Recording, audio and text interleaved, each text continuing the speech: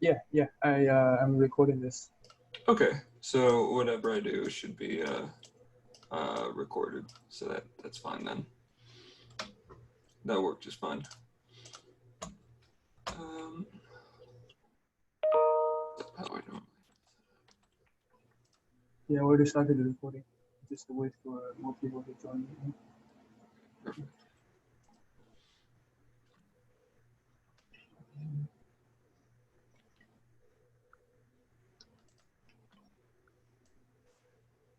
He's down.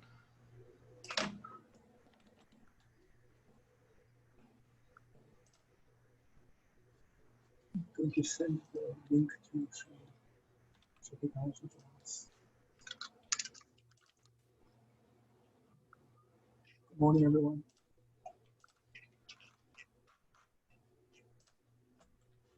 Good morning. Good morning. Good morning. Good morning, everyone. Good morning.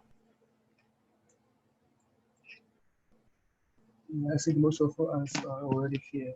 Isuru will join us in a minute.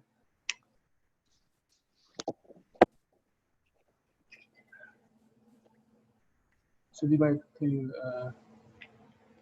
So you said you're going to introduce more about pull request, or Yeah, I have some slides, and then I'm gonna do a short live demo. okay, let's see. And also we will discuss more about the Jenkins method, right? Okay, yeah, I can do that. Yeah. And share what little I know about it. Alrighty, is everybody ready?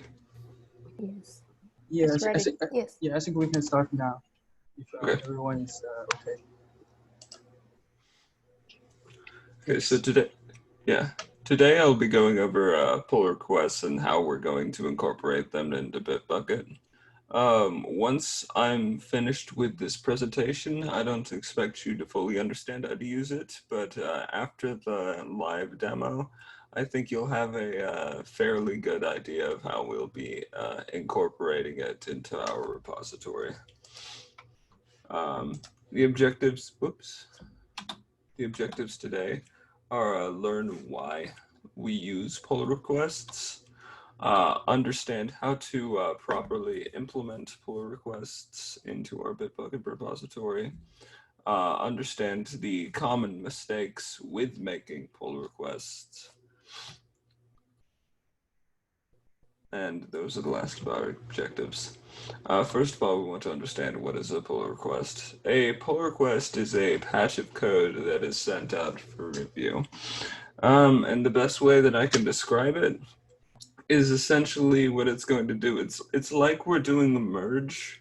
It's very similar to doing a merge into another branch, but instead of just doing the merge, you're putting it on hold and asking somebody else, like an administrator, to take a look at it and see whether or not it is appropriate to actually merge it into the next branch. And then there are some additional options that the person making the pull request is granted in, for example, whether or not they want to close their branch, etc. It's reviewed by the maintainers of the project before merging, or option. You can also rebase. To quickly explain, the only difference between a merge and a rebase, because I realized that I had never shown this. Essentially, a merge is going to look something like this, where there are two paths, and this is just how it splits the history. Whereas a rebase is going to look somewhat more like this, where the history is kind of slapped here in the middle, as opposed to having these two branches. So I would argue that there isn't a difference between merging and rebasing, except for how the history of how the code was built looks, how it appears. Aside from that, it's not much of a difference. It also eases the process of moving code between branches. And I would say, especially for those who aren't as familiar with version control, or even for the purpose of just making sure that everything is properly reviewed and that we are minimizing bugs, yes, it does ease the process. Why do we use pull requests? The main purpose is peer reviewing. Now, this is different from peer reviewing just like one-on-one with your colleagues. And I would say, before I continue with this presentation, I want to mention that it is still important that you're communicating with the rest of your group while you're using these. It's not an end-all solution to everything. Communication is still key when you're making commits to the repository. Making sure that there's not any miscommunication is going to be one of the biggest helps in bug fixes. Given that we're a smaller group, that is much more achievable than it would be for, a company the size of 300, 500 people. In that case, pull requests are essential. We need these because if we don't have them, it's communication is not as doable in those situations.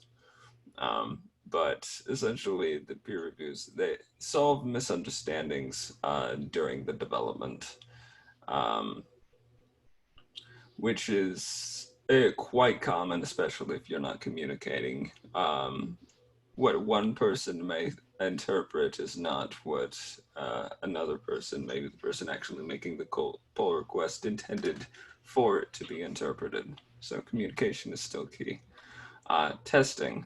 This ensures stable production-ready state. We will have Jenkins still helping us with a lot of this, but let's say in the case that, we were to not build a test for something, or even that Jenkins does not check for, say, the code annotations that we talked about before for coding standards. That doesn't impair the functionality of the code, but it's something that we want to see. These pull requests will ensure that we are able to enforce that, because we'll have somebody looking before we merge into master or into the release branch, or from the hotfix back into master. It also keeps the master branch clean, which is something that, I'm going to continue to bark on and make sure that we're following with it. We want to keep that master branch clean as we can.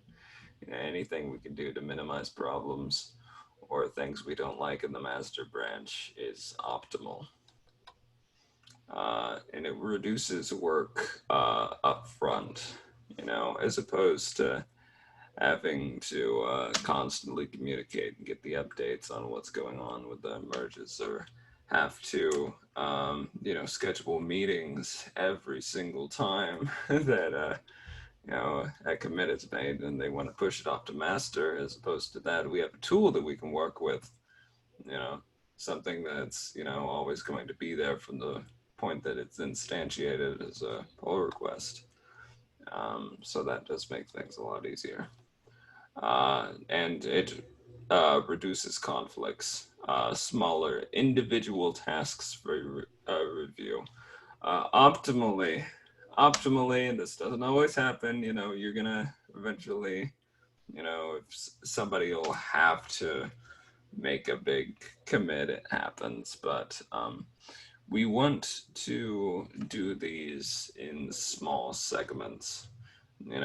It's good to think that the shorter number of pull requests, the better, because then you would think you don't have to spend as much time looking at the code. But the problem that we'll run into is if we have very large commits that we're looking at in these pull requests, is that the person maintaining the actual repository and looking at the pull request and verifying it is going to get frustrated or tired, or get into what I've called later, we'll get into it in a second, lazy merging, where they just look at it and they're like, This is fine. They don't really read over it because there's like 150 lines and it's overwhelming. You know, it's a lot to take in. It's too much stress.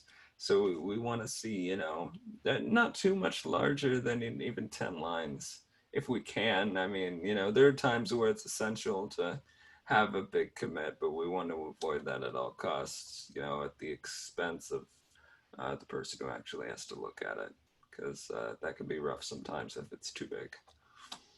And less backtracking on old code. This is a situation in which I would hope, if everybody follows the branching strategies and everything, this is a situation I hope you will never have to end up in. But if it's some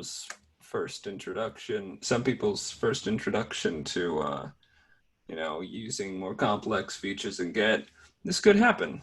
You know, it can happen where essentially you have to find an old commit because a mistake was made, and you have to refer to what is it, the hexadecimal tag that they have to get a very specific commit where you knew that everything was working. You never want to backtrack. It's very annoying. But if you find yourself in that position, it may say something about how the Git workflow is being implemented, because essentially with how it's constructed, you should never have to backtrack. It should never be a requirement for you. When to enforce a pull request. When you want to make changes that will directly correlate to the release. This is essentially when we're deciding that we want to push, when we decided that everything in development is stable and we want to push it off into release, this is a good time for a pull request when we're moving things into the release branch. When we want to make changes to a project that we do not own, this one does not particularly apply to us, but it is a case in which we would enforce a pull request. Patching an open source project on GitHub, for example. Once you've finished cleaning and optimizing your code, say you're enforcing the coding standards, or maybe you found a way to make an algorithm more efficient, or you just finished implementing a feature, this would be a good spot when you've recognized that. When to implement pull request into our branching strategy. When merging rebasing from development to release. So that's going to be, mark it real quick, that's going to be from this branch here to this branch. When merging / rebasing from release to master, which is our main branch. And when merging or rebasing from hotfix to master. Now, I do prefer that you all use merging over rebasing, but that's just a personal preference. You all can use what's most comfortable to you. Write permissions are granted to everyone. I should have been a little more explicit about this bullet on the slide. Essentially, write permissions should be granted to everyone you intend to make pull requests. If you don't have write permissions, you can't make pull requests. Bitbucket just won't let you. You'll click the button and it'll just say, sorry, you don't have access to this page. And it will not allow you to make the request. But if you give one of your collaborators on the repository write permissions, then they will be able to make pull requests. They don't have to be admins, but they have to have an authority that's larger than read. And the only two higher than that are write and administrator. Master has admin write access, which means if somebody were to need to write to master, which I would say if we're using this workflow, in no case whatsoever should somebody be writing directly in master. However, if we're moving things into master, that's fine, but any like direct edits on master don't fit into the workflow. Release also has administrative write access. I don't see too much of a problem with making edits directly in release, as long as they don't impair the functionality of the code. Likely it would be documentation here, or it would be small UI graphical changes or whatever we're implementing here. We will also have to manually assert these on the branches. These are options that we'll have to implement ourselves. However, it's not too difficult to do that for those branches. How to make a pull requests. Similarly, like what we did with issues, you'll find a little tag over here on the side, right under branches, and it says pull requests. And if you have the right permissions or admin permissions for the repository, you should be able to access this.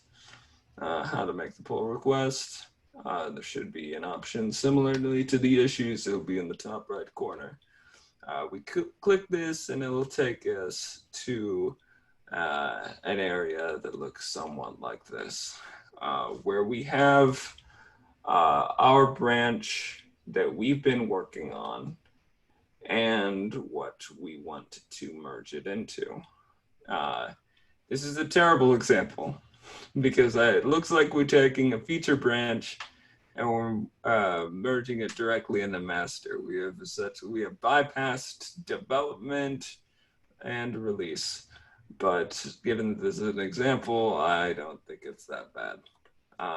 We would leave our documentation here for what we're changing, why we're changing it, and what specifically we want the person to look at and review. Software bug, and I just have a very mundane example here. Optimally, what you write in here is going to be a lot more explicit than what I've written in here. Doesn't need to be 5 paragraphs, but something that explains why we're making this pull requests and how it helps. And then we just click pull request. Notice also here we have an option to close this branch after the pull request is merged. If you're wondering whether or not you should do that, we want to take a look at our qualifications for branch permanence. If it's master or development, then this box should not be checked.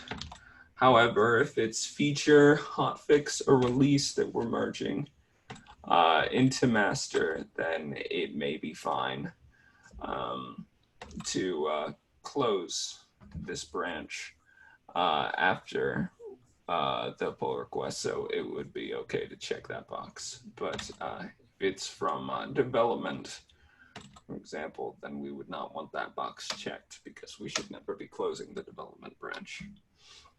Common mistakes that we'll see. Making pull requests from the master branch. If we go back, see, we could easily have these two mixed up, and we could have master here, and we could have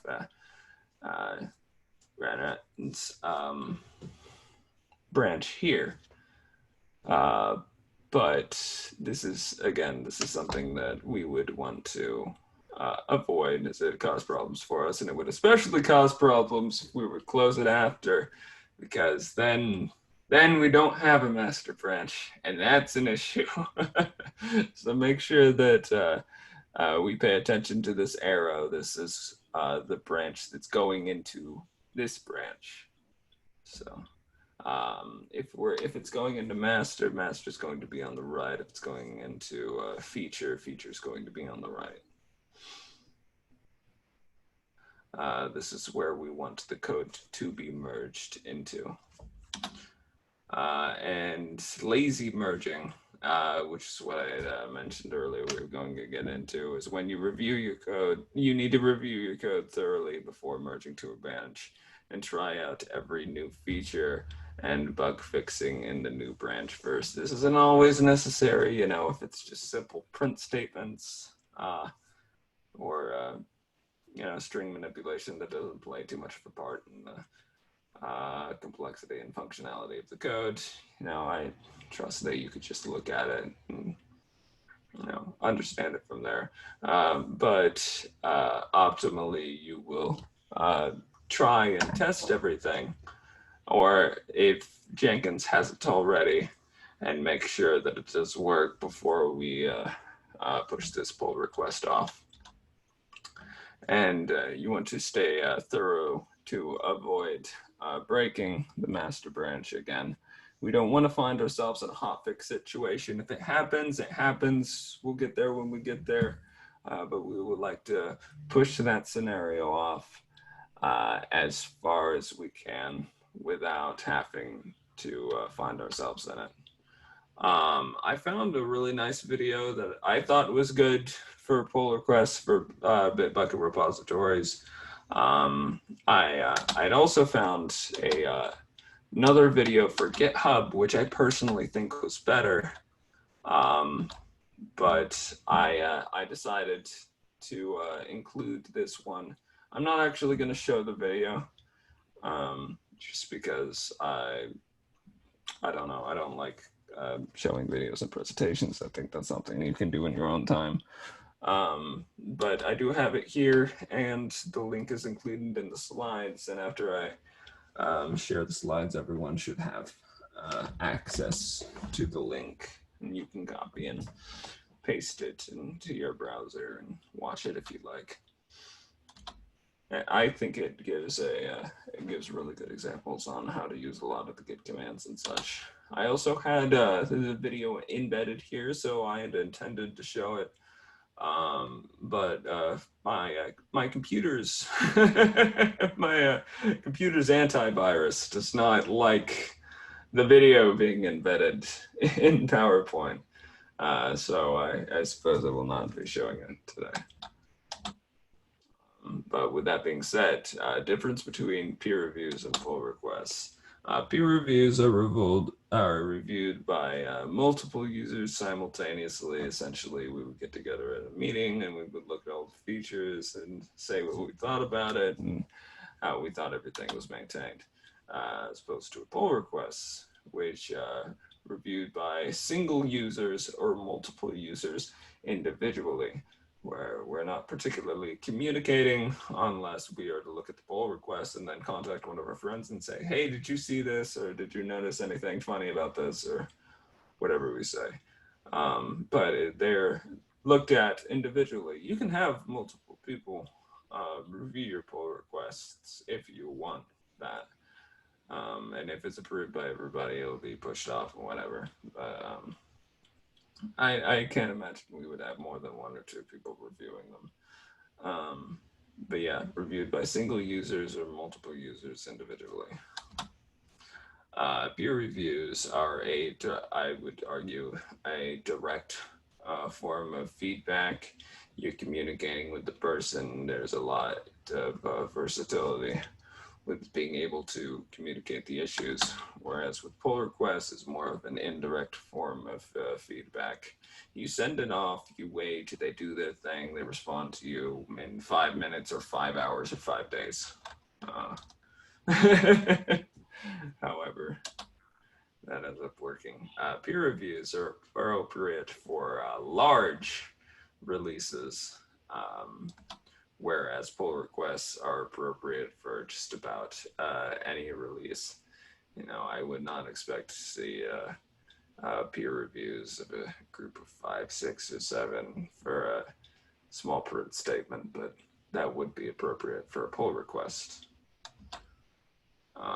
Peer reviews enforced by a team creating a ticket, whereas pull requests is supported directly by Bitbucket. With that being said, you should now be qualified to do the following, which is make pull requests, understanding the importance behind making pull requests, and understanding the difference between peer reviews and pull requests. Do we have any questions?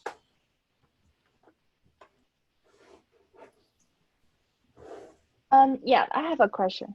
Okay, go ahead. Yeah, I'm wondering what is the proper etiquette to contributing on GitHub, such like, should I submit a new issue first and discuss the problem, and then I put a request to discuss the code folder? Could you repeat that one more time? Yeah, it's just like, should I submit a new issue first and then put a request to discuss the code folder? Or could I just put a request directly? You do not need to put in an issue to make a pull request. A pull request is going to be made at any point that you are wanting to move code from the development branch to the release branch, or the release branch to master, or from the hotfix branch to the master branch. It is at any point that you want your code looked at by an administrator before it is moved into a branch that is supposed to be in a production ready state. If you find an issue, you can make a note of that in the issue tracker, and then you can make a pull request. That's okay. You can do that. I don't see a problem with that at all. But it's not required. You don't have to. So if I have found an issue and I wanted to fix the issue, so should I fix it in the hotfix branch, or I can fix it just on my own branch? If you find an issue in the master branch, you would want to fix it in the hotfix branch. If you wanted to, if it was a really big fix, you could make it in one of your own branches, but optimally we wouldn't ever find ourselves in that type of situation. If we were, though, you could. Yeah, you could, but I would hope we wouldn't find ourselves in that situation. Okay.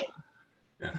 If that would happen, unfortunately, that would mean that something went pretty wrong, and we might want to consider reworking the workflow that we're using. Okay. I got it. But it happens. It does happen. Everybody makes mistakes, and that's okay. As long as we're doing this to the best of our abilities, I think it'll help a lot. If those are all the questions, does anybody else have any questions? Alrighty, if not, I would like to do a very quick live demo. I've went ahead and I've set up 2 separate accounts on Bitbucket real quick. Things I'm going to do real quick is I'm going to, okay, so git branch. Okay, so right now I have my new feature branch. I'm going to go ahead and I'm going to git push feature.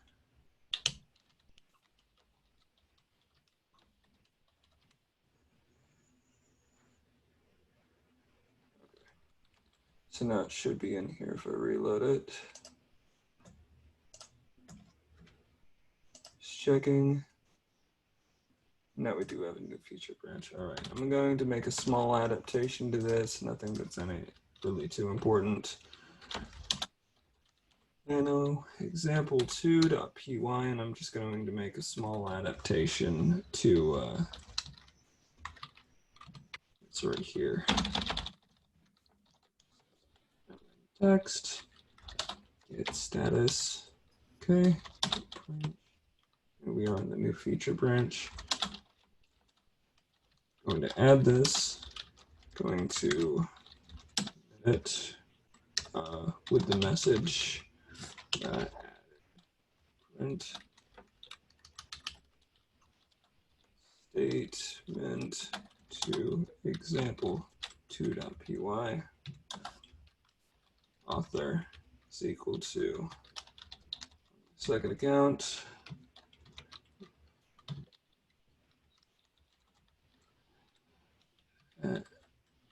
314@gmail.com. Yeah, and then I'm going to git push. Yeah.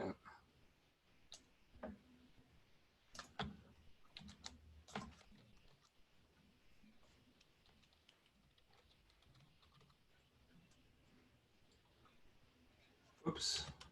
Wrong password. That's my bad. I have too many passwords. Okay.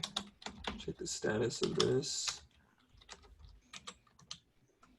Okay, I think we're good. So now I'm just going to verify that that did work real quick. I'm going to reload both of these. And if we look at both of the example2s.py, we should see differences. Because this one's in the new feature branch, and this one is in the master branch. I want to apologize in advance because my internet is slow right now. So this might take a second, unfortunately. But we should see two example2.py files. One should have 2 print statements and one should have 3 print statements. So this one over here has 3, and I just want to assess that this one over here is 2. Okay, good. So what we're going to do over right now is we're going to go over here. We're going to make a pull request on the account that is not the administrator. We're going to create a pull request. We're going to make our new feature, and we're going to, which we've made, we're going to merge it into master.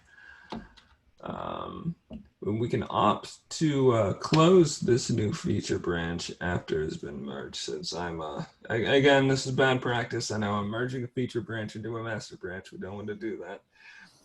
This isn't the development branch. It's not the release branch. But I'm going to go ahead and close this afterwards. And I'm going to say added stuff. This would be a more descriptive thing, but given that this is just a demo, I'm not too worried about it. Go ahead and create this pull request. Give it time to do that. We see we've added this one right here. You will also see a subtraction sign if we were to remove any code. So now I'm going to go back over here to source. My internet was a little faster. I'm not going to take time to look at it. Let's just go to pull requests. And we notice that there is this second pull request that I've made right here, just created 22 seconds ago, or 26 seconds ago, and counting. And now if I can just get this here. And it shows all the modifications that we've made. We've asserted that this doesn't have any problems. We can also edit it here if we, or decline it if we find things that we don't like, but I don't see any particular issues with this. I can also make some comments back. I can say, looks good. And merge. Source, new feature, destination, master, and then we're going to close the branch after committing it. Go ahead and merge. And this is similar to what we would do in the terminal as well.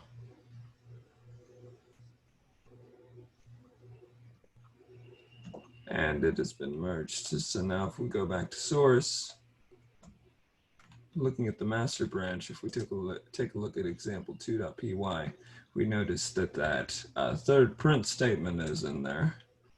And we look at the other branches, we notice that new feature is gone. So we have successfully made the pull request, had it approved, and removed that feature branch all at the same time, in which, if this was the case, in which we were merging from the feature branch into the development branch, we would want to have that feature branch removed if the feature was finished. If we weren't finished making the feature, we would want to leave it open and then continue working on it after we've made that small commit in the pull request. Do we have any more questions?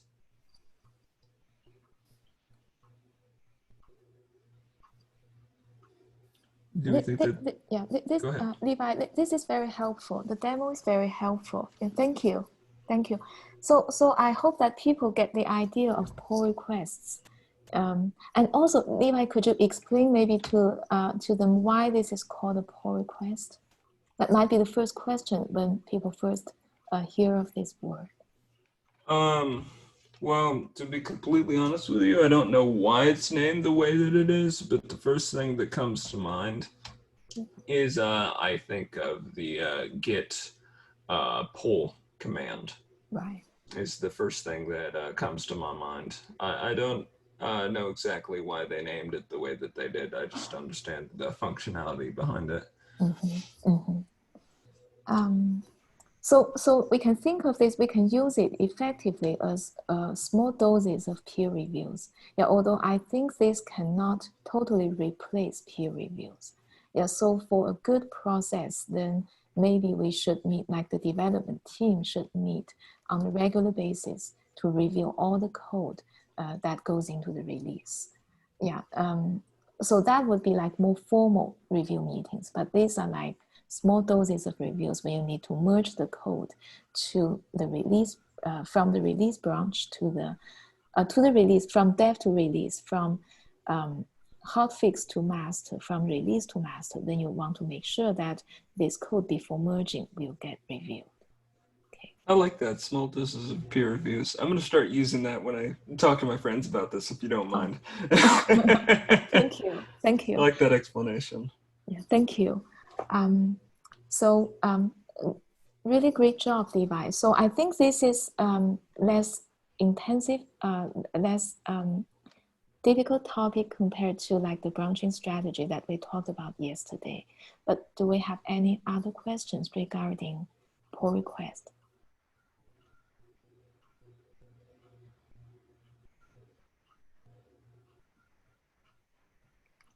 Yeah, should we move to like Jenkins? So Levi can introduce a little bit about Jenkins. I'm going to be very brief on this because most of what I had together in my documentation for Jenkins has already been covered. I also, remembering that I was going to go over this, I might need to go and find Jenkins. Might need to, because I have that saved somewhere, and I'm just realizing, here it is. Okay. So realizing I didn't have it ready. Yes, I do. From what I do understand, most of this has been covered. For what I have together for Jenkins is I noticed last time that we went over, I thought the commands for Docker were a little bit complicated, and I did want to mention that it is not required that you use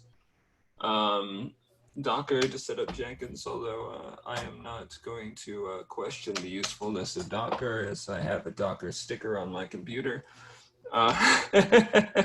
But in its simplicity, Jenkins can be set up with Java jar targeting the WAR file, and you can specify the HTTP port that you want it to run on. By default, runs on 8080. You can get it to run on whatever port you want, though. Just access it on your local host, targeting that port.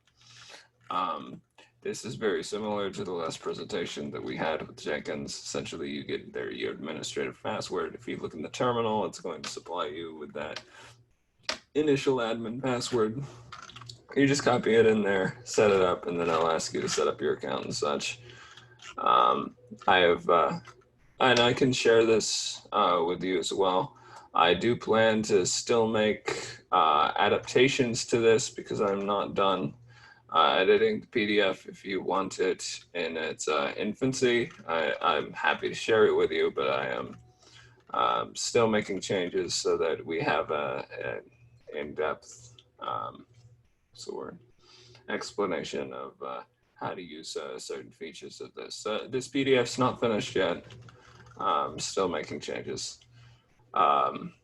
However, we've already gone over how to make the first administrator. I have some documentation on how we can use Jenkins to, from what we've learned, to implement jobs and implement it into the workflow. I've also suggested ideas for how we can have some of this workflow automated with Jenkins if it noticed that everything is passing. If we wanted, we could have Jenkins, for example, make the calls for merging, or possibly even pull requests. And we could have Jenkins make the pull request, and after we've made the commits, it is a possibility. We can also, I have also implemented some of the Jenkins workflows, but mainly what I wanted to get into today were what's called Jenkins files, where you have an option in Jenkins to monitor certain areas of the repository, whether it be the root directory or maybe another directory. And you can say look for Jenkins files, and what Jenkins files do is, which I am personally very excited about. I do love these a lot, and I've been working with them ever since I found out about them.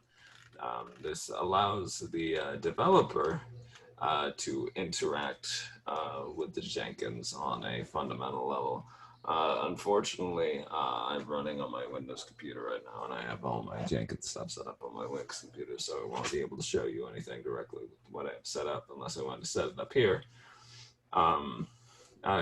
If I did that, I would have to do the whole Jenkins installation again, and that's a buzzkill. But essentially, a Jenkins file is going to look like this. Here, where I have one of the things I do want to note is where I have agent any.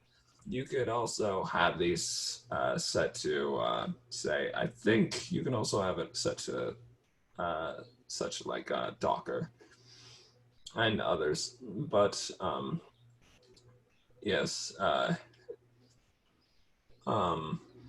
that if I can highlight it here.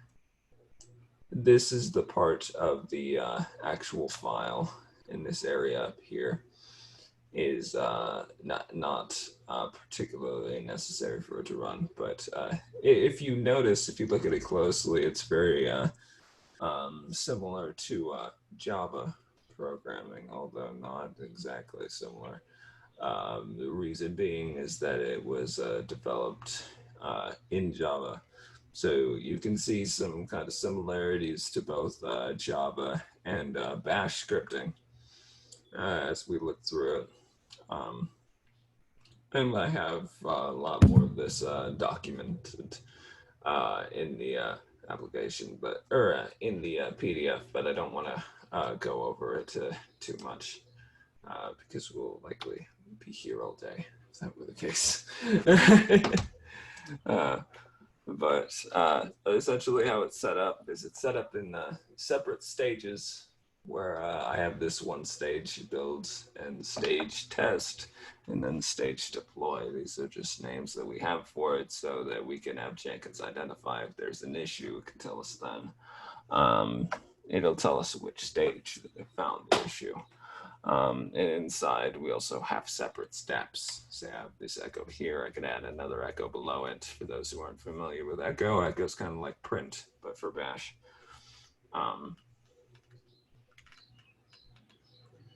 If we look here, one of the ways that I found would be good to implement into our repository is sh here. So essentially, as opposed to having to understand all of the syntax of Jenkins, which is nice. I mean, there's nothing wrong with that. The more you learn about Jenkins, the better.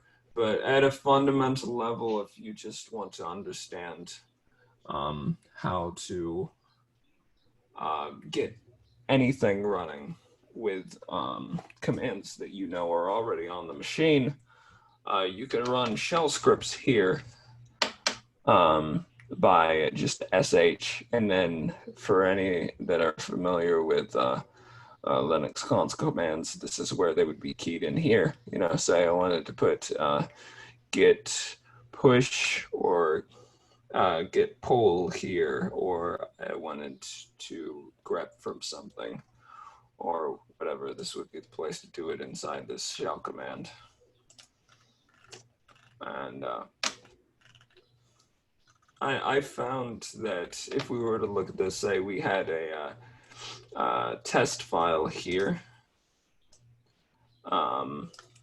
we could just use Python 3, given that the command was on the machine, and we could just target that test file after we've pulled the newest item that was pushed to the repository in a certain branch. And we could look at that and make sure that it's passing.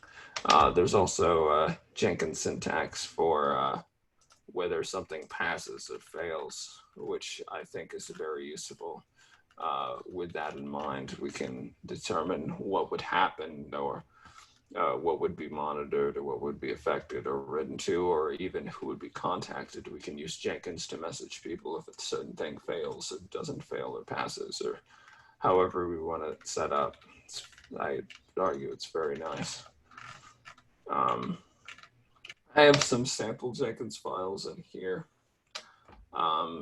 Some of these do require that you have certain plugins implemented. In our last presentation, we were given instructions on how to implement these plugins. For this, we want the plugin that allows us to communicate via SMTP, just a simple mailing plugin, and something that allows us to interact with JUnit and shell scripting. Basically what this does is, on a failure, it's going to mail to a team@example.com, and the subject line is going to be that the pipeline has failed, frowny face. And what it does, what can or cannot fail, is going to run the command make check. As far as parameters, you can implement parameters into Jenkins files as well. This may not be that exciting for all of you, but it's definitely very exciting for me. So I'm not going to spend a lot of time on it, but know that it is potentially something that you can do. As far as having multiple agents, have this set up Linux and Windows. So say you were wanting to run things on multiple machines. Maybe you had multiple, I don't know why you would, but maybe you have multiple Jenkins servers monitoring a thing, maybe 2 Jenkins servers. Maybe you have them set up for different things. Because you want to assert that this is able to run on Linux and Windows. Then you would have it set up like this, such that it would use the Linux here, and then it would use Windows here. And if that's the case, it would choose which one of these would be executed. I'm not going to get too much into advanced parameters, but this is also in here for you to read later, as well as exception handling. So in conclusion, I don't have as much to introduce on Jenkins, but there's a lot of usefulness, and it can be simplified a lot for our project. Hi, Levi. I'm guessing we have a lot of questions, and I don't blame you. I just have one. Yeah, thanks for this information. So how is the Jenkins file like different from the configuration from the web? Like last time, yeah, Isuru introduced. Are they like 2 different ways to configure how Jenkins run?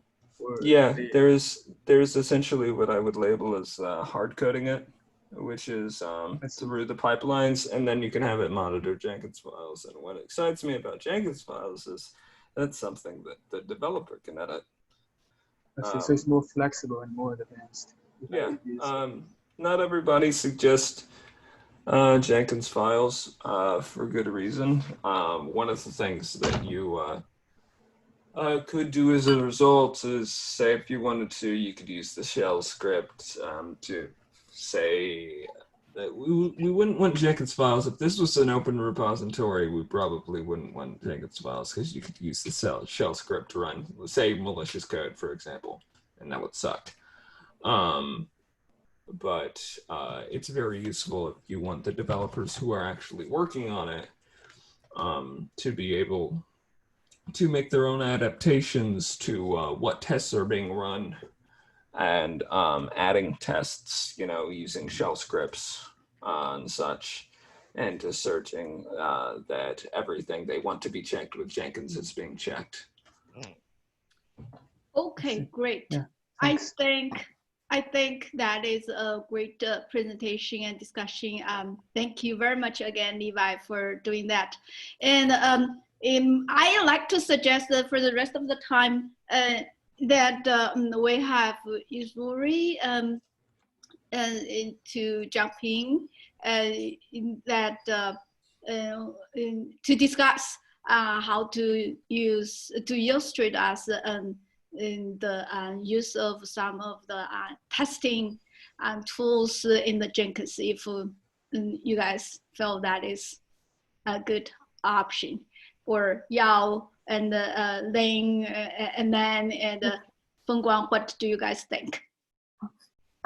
Thank you, Dr. Liang.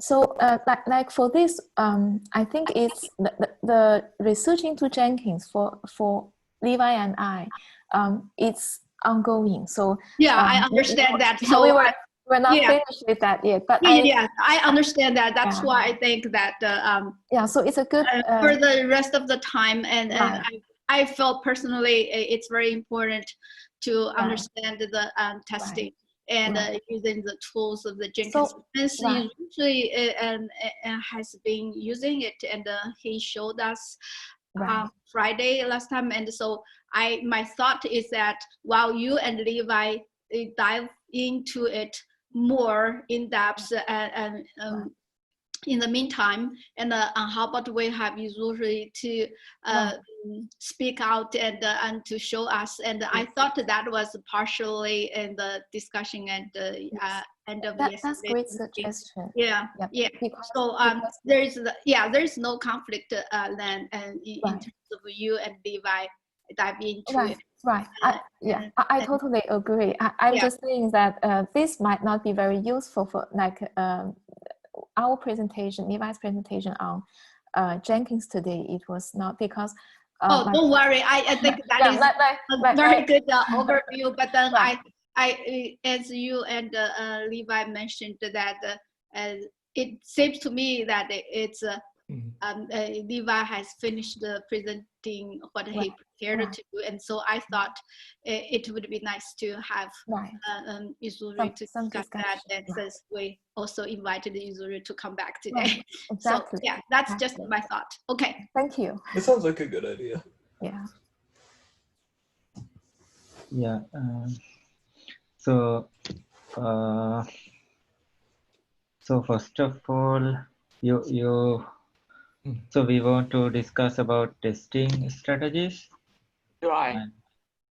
Okay. I think Isuru, you maybe you can focus on the testing and techniques, particularly with Jekins. Okay, so I don't have some slides prepared for that. I don't think that Isuru, you need to show us any slides, and if you can, personally, I feel it was very helpful on Friday when you showed us, you walk us through some of the tools or functionalities in the Okay. Jenkins. For example, you say, oh, you do this regular test or automatic test, and what it means, and what are the functions in the Jenkins you can use. If you can go through that, walk through us that, just as if you are using it, and that will be very helpful to give us sort of an intuitive feeling how and where things are. Okay. So Yeah. Do you okay. have any small example? Yeah.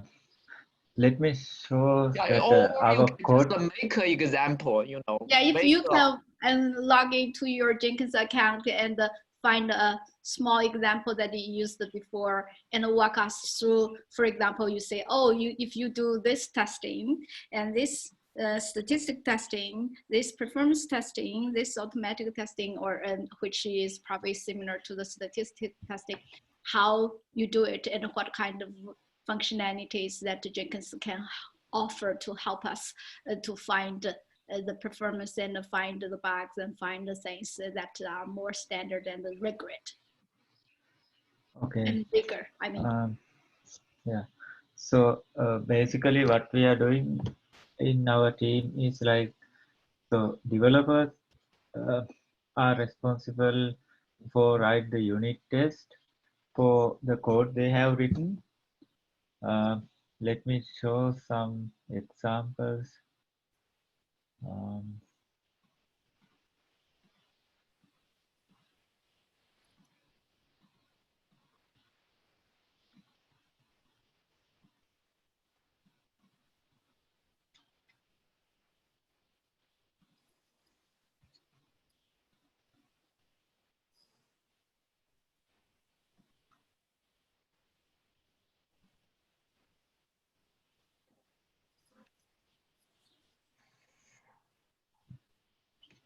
Isuru, it's a little bit too small. If you can increase the size a little bit, that will be helpful.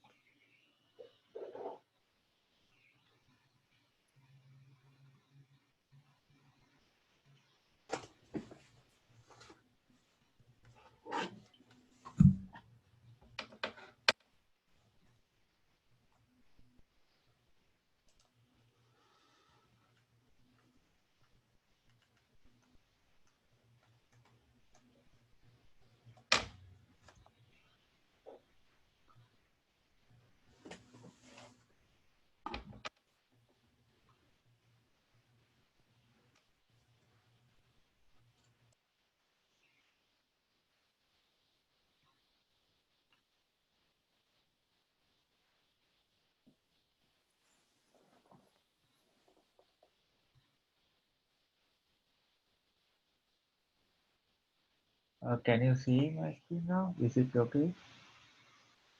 Not yet.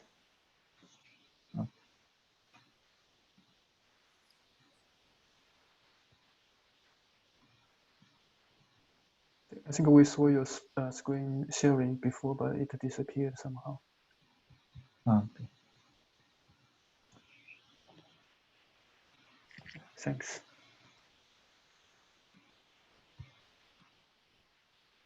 Okay, we see it now. Okay. So, so this is a sample unit test that we have written to test our database users. Good. So here we are using, you can see like JUnit package. So this JUnit is very popular for testing the Java test cases. There are some other libraries for other languages. So since we are working with Java, we are using this JUnit. So here what happens is like we have that this at before class annotation. So with this annotation, so this is, there are so many test cases here. You can see those under at test annotation. So this so these are actually a test suite. So before this test suite initialized, this before class, the method that is annotated with this before class is is executed. So normally we use this before class annotations to prepare the prerequisite that required by the test. So here what we are doing is here for instance, we are creating the database connection to this host address and port and user login, and we are creating this database table. So once that is completed, it starts this to run these test cases. So we can configure whether it is to be run sequentially, one after the other, or we can uh, make them to run parallel. So here what happens is, since there are no any annotations, all these tests can run parallel. So after these tests are completed, this after class annotation, the method with after class annotation uh, will be executed.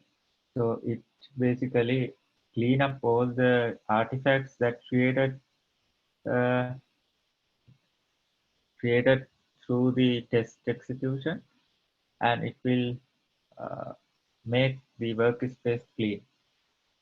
So, so, so at the Jenkins, what happens is like in normal in normal without Jenkins also in normal scenarios. So we have a build tool. We can do that like.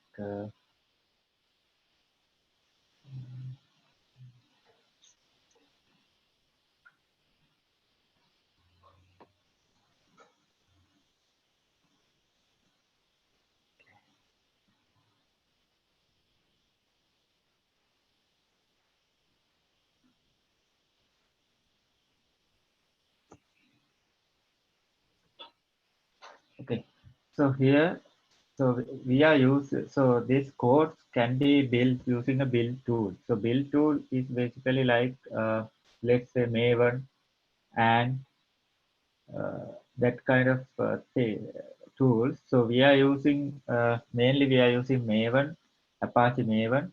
So here, this is the format of the Maven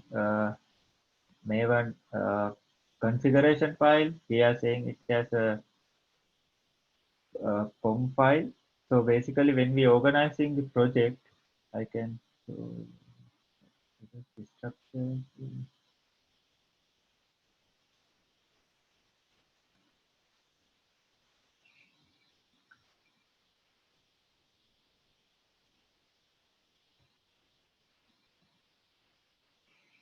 So here you can see that in the left-hand side, we have the root POM XML file, and there are a set of packages. So under these packages, also there are POM XML files. So this is the root POM. Under that root POM, there are different artifact files that organize these modules. So if we check this POM XML file, we can see that it contains uh,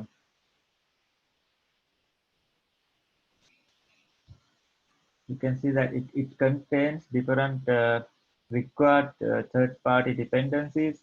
So these dependencies will automatically bind at the compile time. It will check whether these files are available in our class path.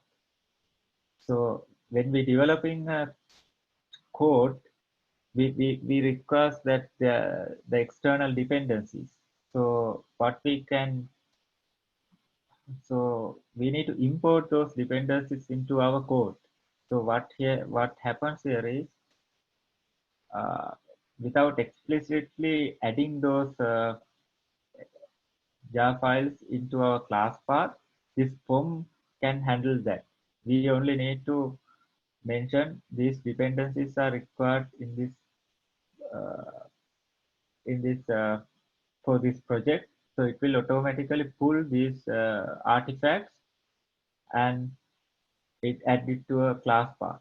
So then then the next thing is where these artifacts are reside. So these artifacts are reside basically in repository where uh, these developers will publish these artifacts to that common repository. So Maven will able to pull those repository, pull these artifacts from those repository and add them into our class part at the compile time. So that is a one task of this Maven build tool. So now you can see that there is a dependency for this JUnit. JUnit is a separate external package. So it will pull this Maven will pull this JUnit and add that into our class path. That is why we able to annotate those. Uh, that's why we able to use those annotations, JUnit annotations. So at the runtime, what will happen is we should be able to uh, add, so when we build the code, it will automatically run this test. So there we need to add the Maven plugin to run the test cases.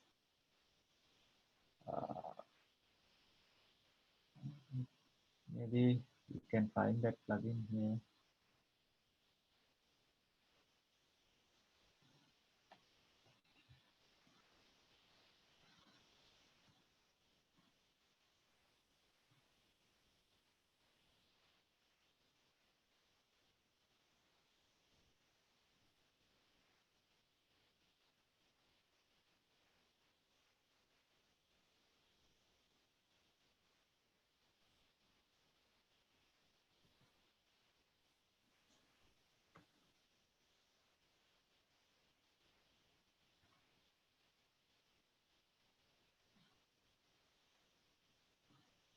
Yeah. So in the root form, normally we use these plugins in the root form, and we enable, disable in the uh, child forms basically. So here we can see that we are using this Maven compiler plugin. This is the plugin that we are used to compile the code. And now we have a Apache Rat plugin. So this is the plugin that we are used to package our artifacts that needs to that requires the build in the build servers. So build server, the basic build server that we are using is Travis CI. We are not using Jenkins right now. We are using the Travis CI build tool. So it requires these configurations, this Apache Red plugin. So we can mention only these artifacts should be uploaded to at the uh, building phase. So here we can see.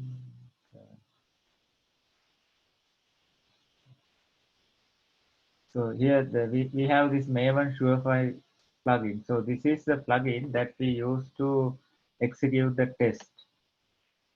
So this is responsibility of Maven build tool to configure this. These are the tests that we need to run, and so developer should mention what kind of tests that we need to run under this plugin configuration.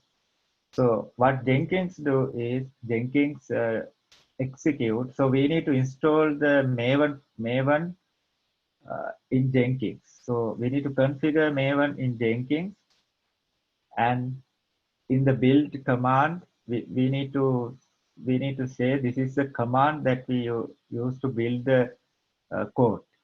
So once Jenkins run that command, this build tool is able to run these test cases. That's how it works. So for a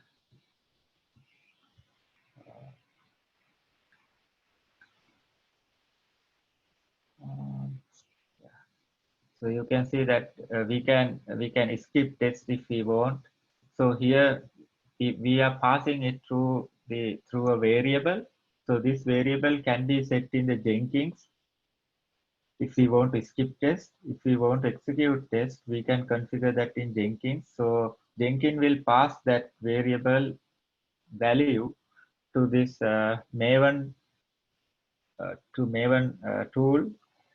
It will pick up that variable and execute execute test based on that.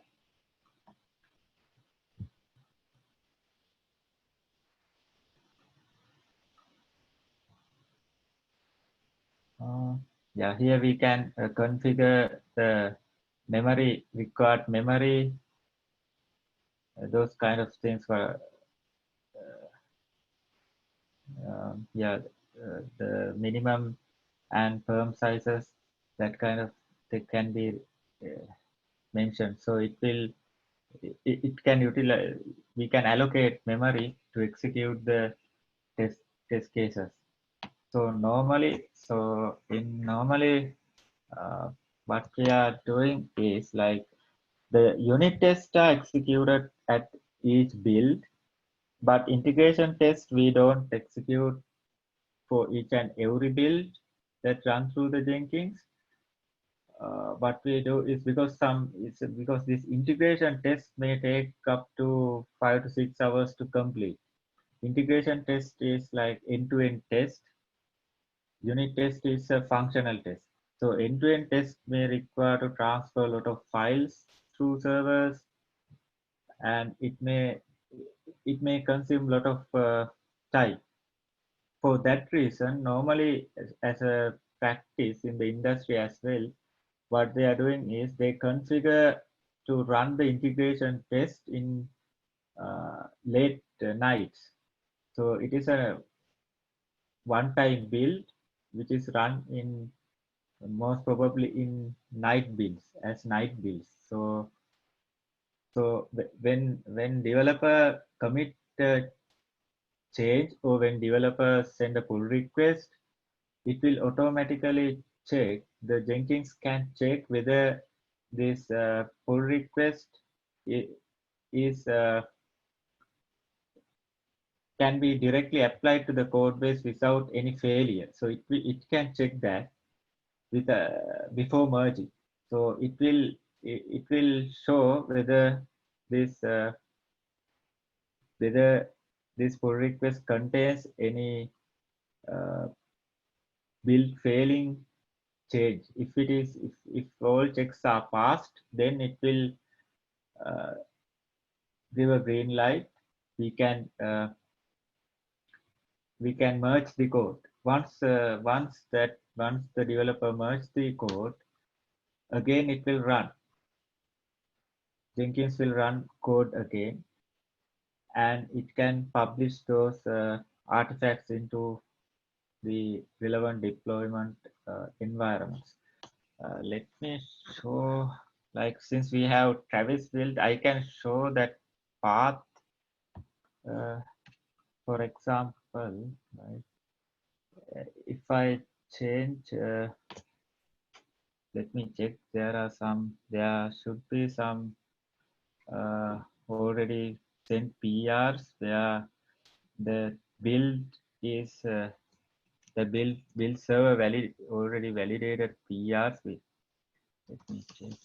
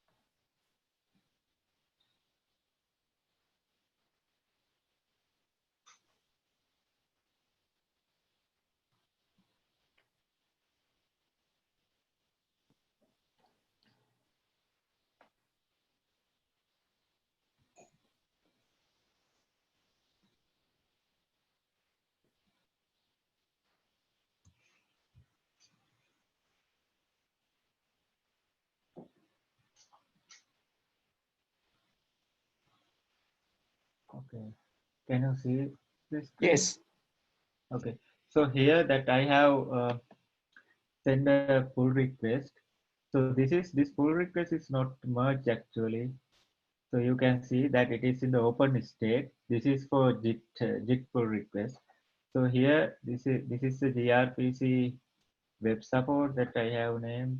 So this pull request, you can see that here there is a green tick there, green notation. So this it provides all checks have passed. That means, so this pull request is not merged yet. We can merge it, but this checking is done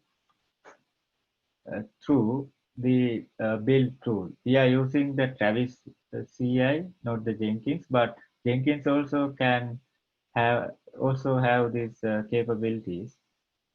So as soon as developers send a pull request, it starts to build the code before merging. So we can do that kind of things, like it fetch all the code changes and check whether the build is failed, and developer can configure the build server that the checks that he want to use. So once that is configured, it will start to check the PRs, and if these are okay, then we can merge. So this is a some kind of safe mechanism, because if there are so many developers, if they send a pull request and as soon as they merge the pull request into the repository, the entire build will be failed. So this will avoid the build failing. Sorry, I just want to make sure we're seeing the same page. Are you opening the page of the pull request? Because I think in the screen it says the folder of gRPC web. Can you see this GitHub link? Yeah, Okay. yeah, we're seeing the layout of the files in this GitHub folder. Is that the same directory you want to show? Oh no, this is. I think you're referring to the pull request page, right? Yeah. Okay. We are seeing the grpc-web, that folder.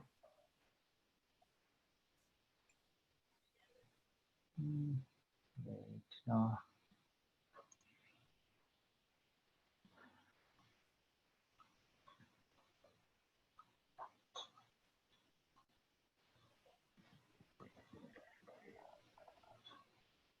Yeah, no, it shows. I think that's the correct one. Thanks. Okay, so All now, right.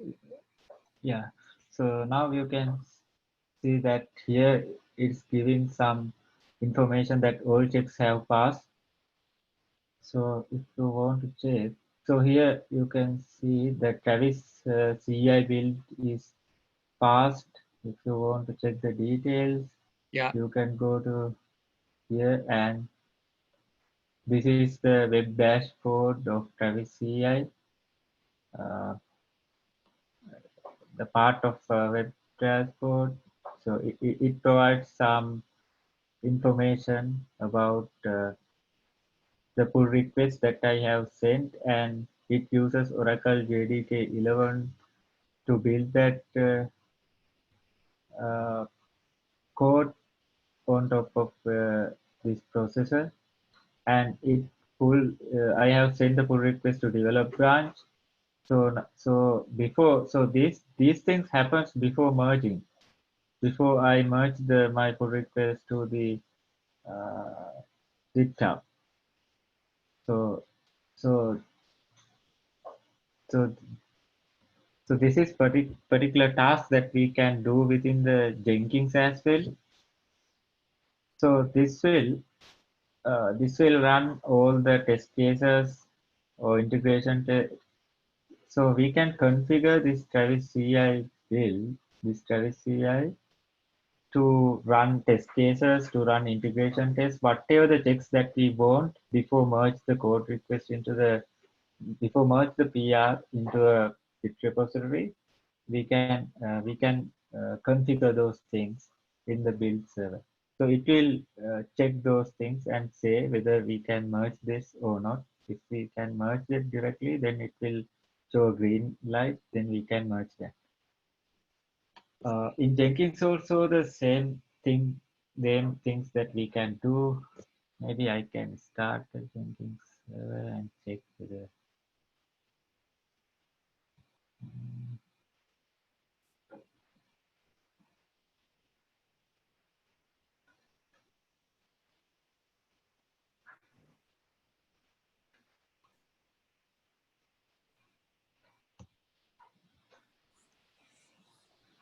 I don't know whether these informations are helping you.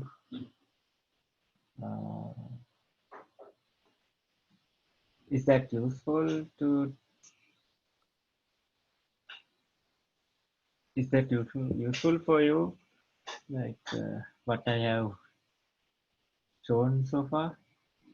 Yeah. Yeah, I think they're really helpful. Yeah, I think this is very helpful. Yeah, we got some big picture, you know, what's going on with Jenkins. Thank you, thank you, Isuru. Do you have? Can you show us maybe like in Jenkins how you configured it? Yeah, like let me check. Yeah, to do the pull requests, and then so you mentioned that like in Jenkins, this can all be done prior to the merge, right? Prior to the actual merge, like running the test after the build, after building the product, and then you run the test cases. But this can all be done prior to the actual merge. And you mentioned that, so maybe you just run the unit tests, you configure that in Jenkins. So because integration testing, system level testing will take too much time, is that right? Yeah. Okay. Yeah. So thank you. But on the other hand, for the integration testing, and what kind of functionalities that Jenkins can offer? I understand that it will take a long time. We are not going to see the demo that how it runs in the process. But then, if you can, Isuri, to show us sort of the functionalities that the capabilities, I mean, that Jenkins has when it comes to the integration testing, for example, and what kind of flags does the integration test in the Jenkins can help us to find. You mentioned, for example, the dependencies, the in the unit test, and also the memory stuff. But then also for the integration testing, what kind of capabilities Jenkins can help us to identify the errors and the problems in between the codes. Okay. And so if like Dr. Ning mentioned, if you can go to the Jenkins and show us the configuration and where it has, and if you have some baby problems that you are working on in the past, and to walk us through the steps. And so we get some sense in terms of saying, oh, Jenkins has this capability of doing this and that. Okay. So first of all, I will show you the integration test that we have written. I guess that you can see my screen, this custos test folder. Yes. Okay. So here we have written some integration test. So this is so you can see that we have a tenant management test. So here we are using TestNG framework. So previously we were using JUnit for unit test. Now we are using TestNG library for integration test. Here also the same terminology. We have before class, test, and after class. So after class is running the cleanup. Before class is preparing the environment. So here, like we have this test.ng XML. Here we configure all the test cases. Like these are the test groups, and these are the dependent test cases. Dependent test cases means there can be some test cases depend on another test case. In that case, the dependent these child test cases are built first, and the parent test cases built based on the input of child test cases.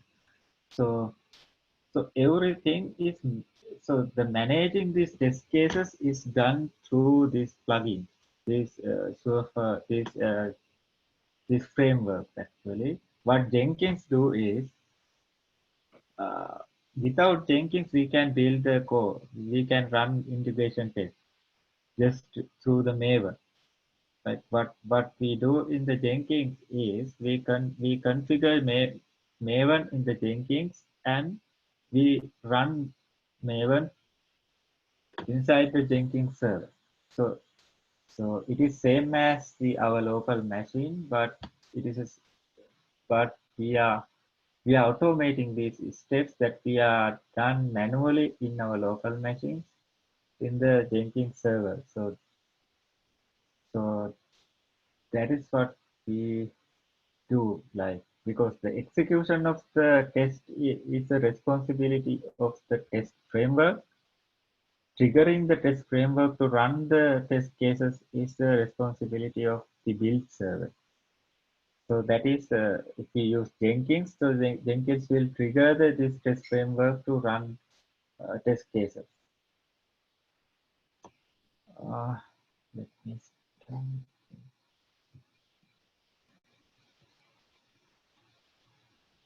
So before Isuru, so before you can use the Jenkins, you have to write that test framework. Yeah. Is that right? Yeah, okay. that's the idea. Yeah. So usually, who is going to write that test framework? Is the test engineers?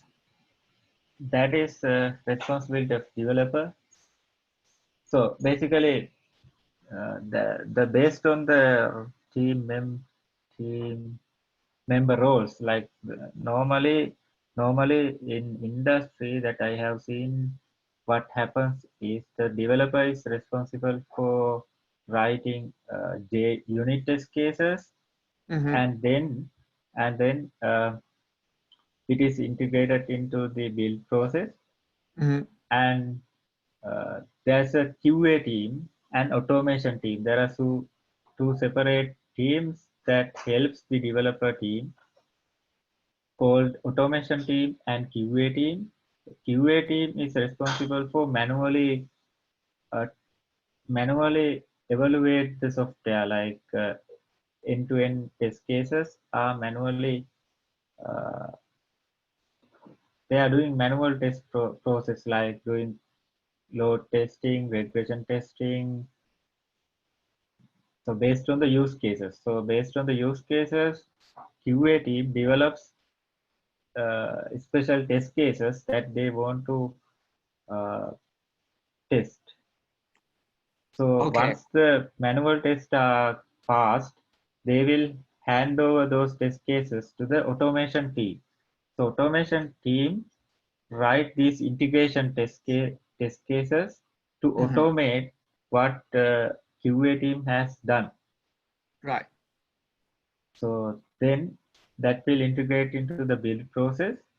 Then what happens is, when a new developer comes to the team and he make a pull request that will break the existing functionality, it will be automatically triggered at the Jenkins server.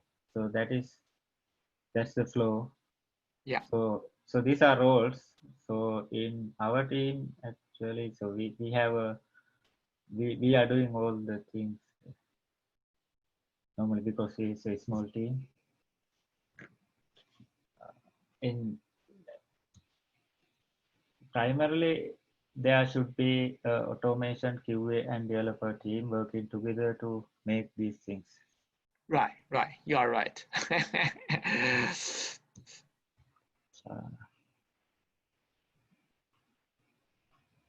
So those dependencies, those are actually, so if in the unit test, those things are written by developers, right? Yeah. Yeah, so usually the developer needs to write all the unit test cases. And Right. then, yeah, but like Isuru mentioned, usually like integration level testing, system level testing needs to be conducted by a different team. So usually that is the quality assurance people, the testing team. Yeah. And then I think based on the specific application, then you have to choose different testing framework. Yeah, you have to choose different tools to do automated testing, to write those test cases. And then Jenkins is just to automate like the execution of all the available test cases. So whenever it has a new build, then it will automatically trigger running of all the existing test cases. Yeah. Okay, so let me start the Jenkins. So the so Isuri, you mentioned the Maven that you used, you know, that RPAC Maven. So that's basically to help you to build your test framework. Yeah, so Maven is a build tool basically. So it will compile the, it has a, let me show some documentation.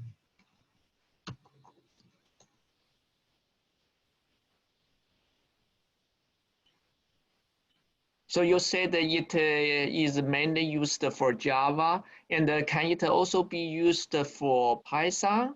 Or you mentioned the Juliet, and that's for Java. So does it also work for Python? Yeah, Python also, I think there are plugins. So Maven is basically independent of the development language. So it's independent of the language, right? Yeah.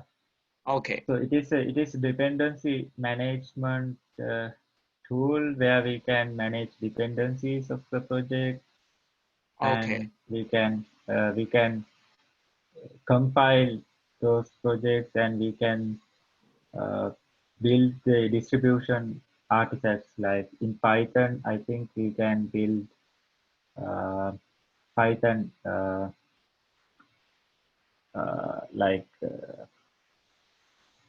distribution wheel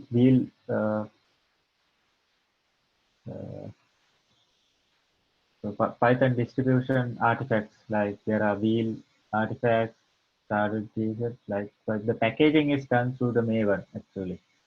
So we need to use the correct plugin for that. For the Python, we have separate set of plugins. Java, it has separate set of plugins. So the actual, yeah. So the plugins are different, right? Yeah, yeah. So hi Isuru. Is it I know Python also have its own like test framework like PyTest. Are those easier to use than like calling Python test from Maven?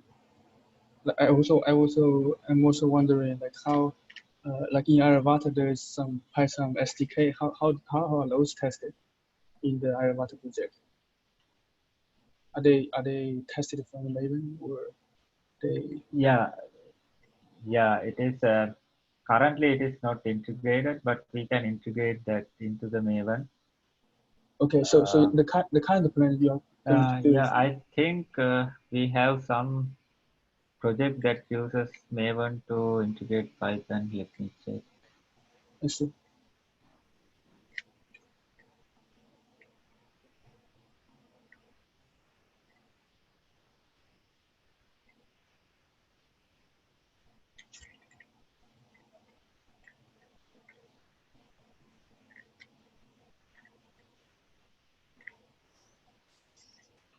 Can you see Uh,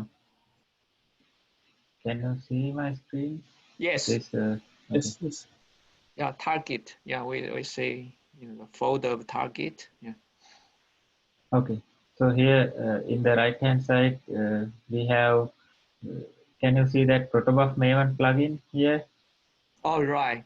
So the Yeah. So here, protobuf. yeah. So that means like we have uh, some thrift like gRPC definitions. We are compiling that into different languages. In here, it is this. Can you see this goal Compile. mentioning the compile? Yeah, that means it is compiling that into the Java code. If we Okay. want a Python, we can say that this goal should be compile Python. Right here, you can see the compile Python command All is right. there. So it will that means it is compiling in Python.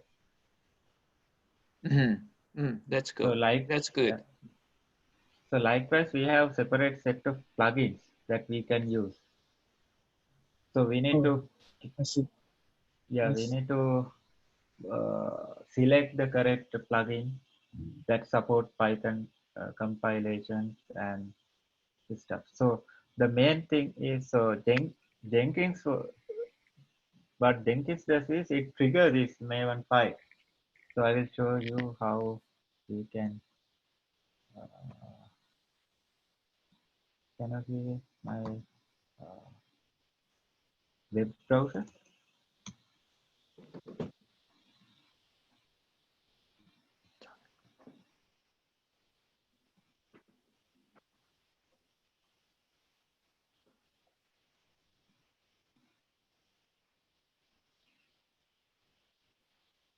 Can you see the Jenkins starting? Yes. Okay.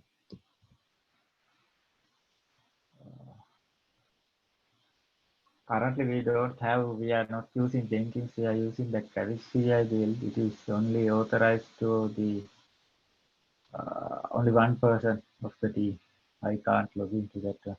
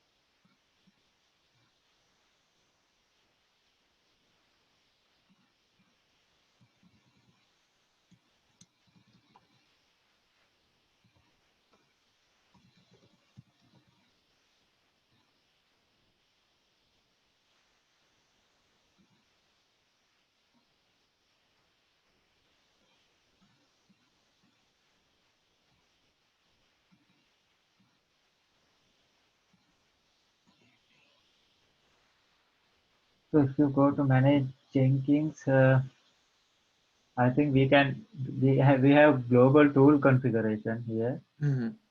So in global tool configuration, we can configure the Maven. Here we Oh, have okay. Maven configuration, Yeah. JDK. So we can add So JDK for Java projects. We can add the JDK here, definitely. like Yeah. yeah. And for Git configuration, we can use the Git repository. So if you go to add Git, you can. So this. Let me add.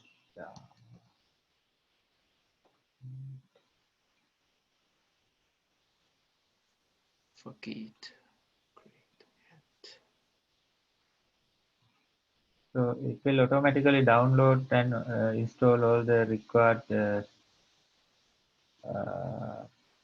dependencies. Here, if you want to add the Maven, you can.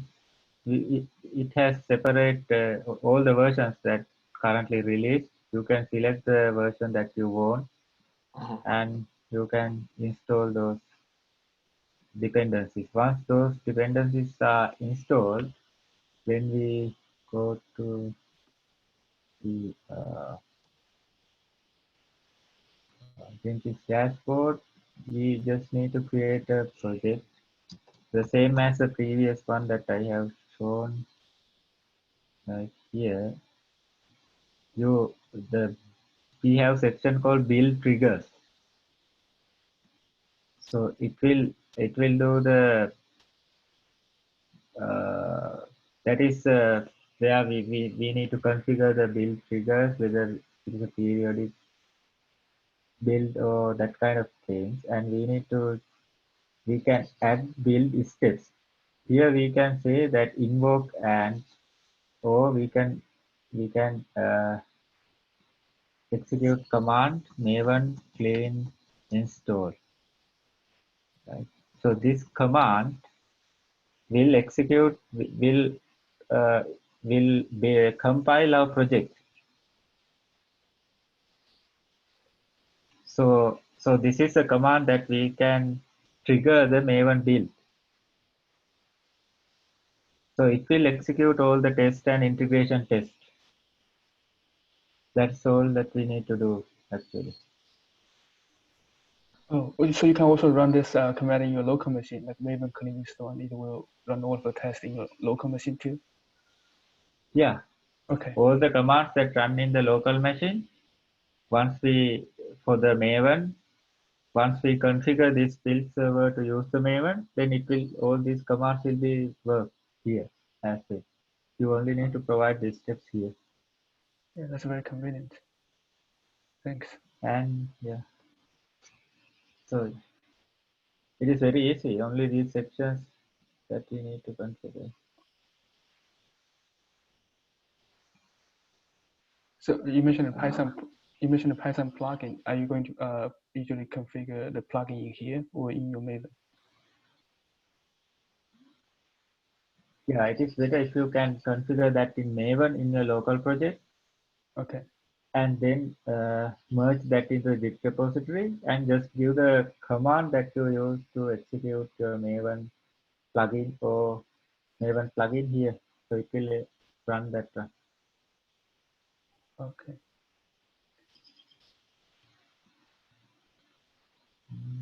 Yeah, I think the time is over now.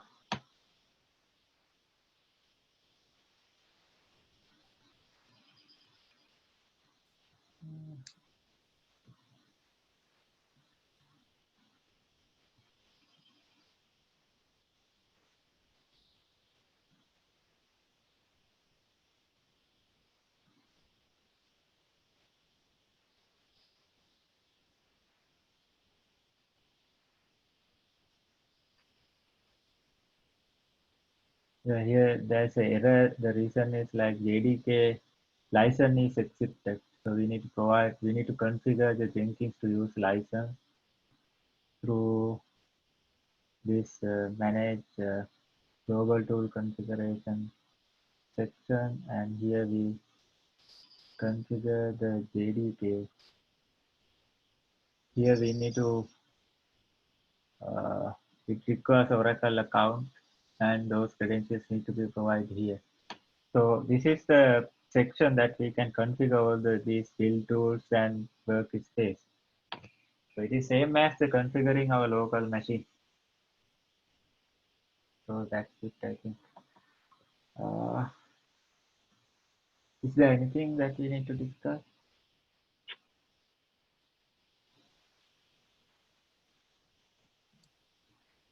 Yeah, thank you very much. Thank you very much. Yeah, I think that gave me, at least gave me a lot of idea, the basic ideas. So I did not know the Maven before. Yeah. Yeah. So the basic idea is like all the things that we do in our local machine can be automated through the Jenkins. So the thing is like I think the miss part in the Jenkins is the deployment to different environments. Mhm. So that can be done in the job configurations post build command section. We can provide this deployment Jenkins file configuration as the Levi has shown the Jenkins files. There we can configure pipelines. These pipelines contains all the deployment options to different environments. So that can be configured in the post build command section of the Jenkins. If you, Okay. yeah. Some of the functionality we're using, like Visual are running in Windows. Are they like can Jenkins run those scripts in like have it tested in Windows platform too, or is Yeah. kind of, okay? Yeah, if you can write a script for that, so there's a script support in the Jenkins. You can write that script in Jenkins as well. In the build tool section that we can provide, that we have provided that event clean install command. In the same shell, there's a Windows shell command, I think, Windows shell support. So you can add those Windows commands there. Okay. That's very So good. Isuru, thank you very much. I think that is also very helpful for me. So I have a quick question. Of course, this is not my area, and it could be very naive. So you mentioned that the developers, like Daniel, we need to write our own testing and like unit testing. For example, if I want to test the dependency and the memory, if there is a memory leakage and stuff like that. So see, we have a module, a functionality code, right, which can do certain functionalities. But then if I want to test whether this module has what kind of dependency this module has, and what kind of, whether there is a memory linkage for this particular module, is there a skeleton for the Python in that we use that skeleton and stick in, make minor changes, and then stick in our or plug in our module, so that then this unit test will be able to test the dependency and the memory and other functionalities that are standard, rather than we start from scratch to say, oh, use these basic commands and put them together to test the dependencies and the memory leakage and stuff like that. So in summary, in short, my quick question is there a skeleton type of thing that we can plug in our module into that skeleton so that we can test the various different functionalities in terms of the dependency and the memory leakage? Yeah, I think what you are talking is about like monitoring our software. So for the monitoring, basically that depends of the environment that you are deploying the software. So normally what we are doing is like we have separate modules that deploys to continuously monitor the memory and CPU and space usages, because we are transferring large files in our software Airavata that might fill up the disk space. For that to generate alerts before it is break, what we are doing is we deploy some separate modules to monitor those softwares, and it will able to send emails to our admin tool. So for this so the build tool, normally I don't think so. We can send emails and alert notifications, but we need to develop or deploy a separate software for that monitoring purpose, and that can be configured to the Jenkins to send emails, that kind of thing. So we cannot directly monitor So it through Jenkins. yeah, I don't think I made myself clear enough. So what I meant was, for example, if you have a code to test unit test the code to test the dependency and memory, and so do you, or in other words, can you send us a maybe sample example that you wrote in terms of unit test that can test the various functionalities, for example, dependencies and memory leakage, and probably others that you wrote, so that we can get some sense what are the ones that we have to write and what are the ones that are already a module we have already developed, and then we want to apply the unit test to this module to test its behavior. You see what I mean? Yeah. Okay. So let me quickly share my screen. So we have some monitoring dashboard that we have used.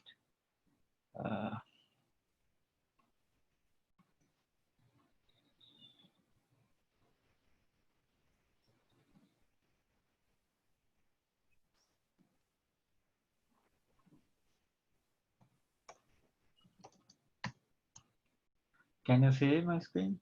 Yes. Okay, so this is so we have a project called Apache Custos, that is the security software that we use in the Airavata. It is not currently, it is under development and will be merged to the Airavata pretty soon. So here we are using a separate service called a service mesh called Linked. So what happens here is, so that's why, so what happened here is the services that we are running here is deploy can see under the, so basically let me give introduction to this. So our so the code that I have shown you before, this code, right, you can see this Custos project, right? Yeah. Okay, so these are separate services that we deployed on a cluster. That is a Kubernetes cluster. Actually, these services are running on separate containers on the Kubernetes cluster. So you can see the set of services running in this Kubernetes cluster. So here, so if we want to check the memory usages, we have deployed this plugin called this product called Grafana. So it contains all the information like latency requirements, in success rate, inbound traffic, outbound traffic, those kind of information. So this is a separate module that we deploy. It will monitor all the services. So the deployment of this service is depend on the deployment environment of our services, because we are using a Kubernetes environment to deploy our services. That is fully cloud-based system that we have developed, and we are using this linked service mesh for monitoring.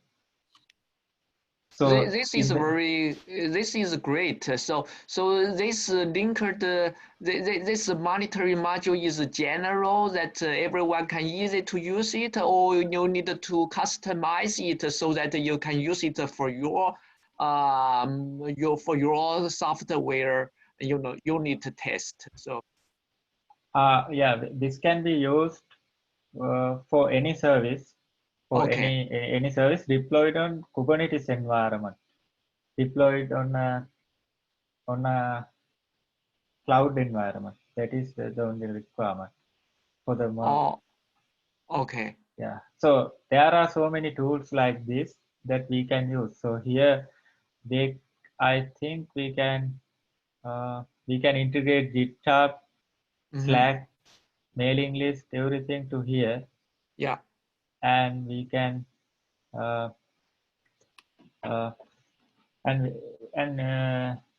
I think we can get emails through this also, like for if particular services success rate is go below particular threshold, then we can configure that to send the email or that kind of thing.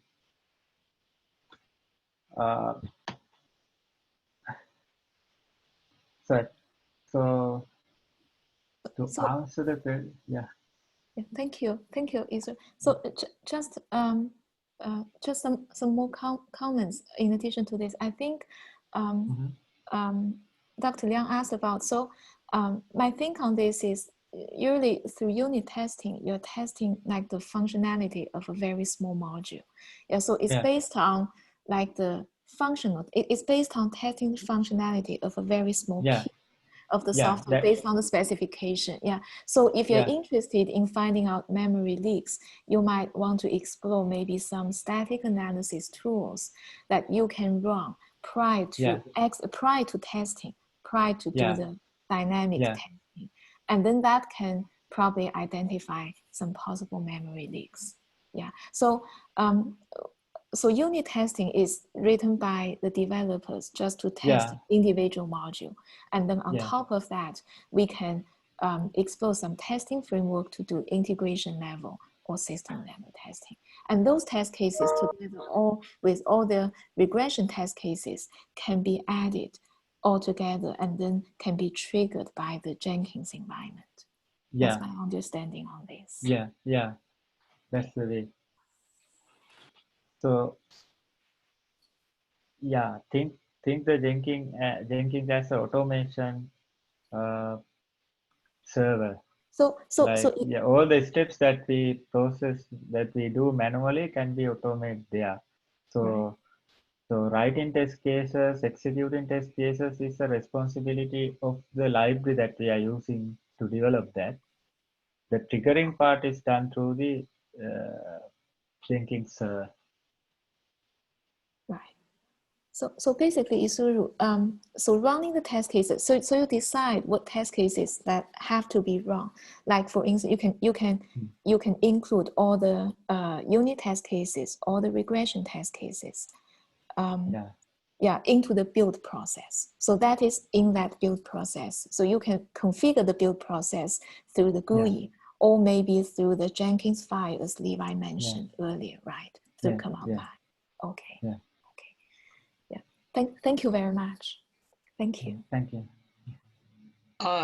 Isuru, do you have, for example, do you have a small your unit test case that so to share with us? Test case. Do you want test case? Test? Yeah. Okay, so I think we have merged the those in iRouter repository. I can send that. So if you walk through the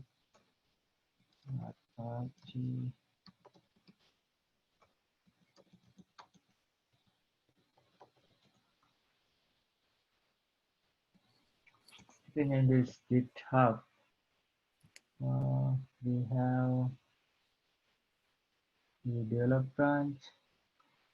Here in the modules, these modules may contain all the test cases. Okay. Yeah. Okay. Yeah, here it is.